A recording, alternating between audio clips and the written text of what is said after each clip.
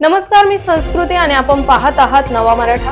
राज्याचे उच्च आणि तंत्र शिक्षण मंत्री चंद्रकांत पाटील यांनी मुलींच्या फी माफीच्या निर्णयाची अंमलबजावणी तपासण्यासाठी थेट महाविद्यालयांना भेटी देण्यास सुरुवात केली आहे।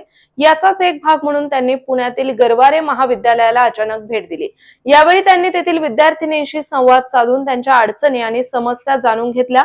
तसेच लवकरात लवकर महाविद्यालयांमध्ये विद्यार्थी आणि प्रशासन यांच्या संयुक्त समिती स्थापन कराव्यात, जेणेकरून विद्यार्थिनींच्या समस्यांचे त्वरित निराकरण होईल, अशा सूचनाही त्यांनी यावेळी दिल्या।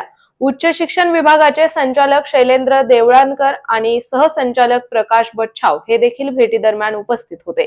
विद्यार्थिनींना शासकीय योजनेचा लाभ घेता यावा यासाठी 31 मार्च पर्यंत संबंधित नोडल अधिकाऱ्यांशी संपर्क साधून आवश्यक कागदपत्रांची पूर्तता करण्याचे आवाहन चंद्रकांत पाटील यांनी केले।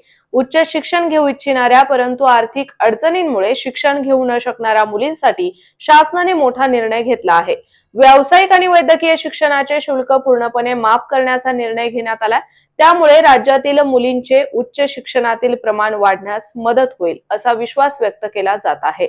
या निर्णयाची अंमलबजावणी कशा पद्धतीने होत आहे याचा आढावा घेण्यासाठी चंद्रकांत पाटील यांनी राज्यातील 100 महाविद्यालयांना अचानक भेटी देणार असल्याचे सांगितले।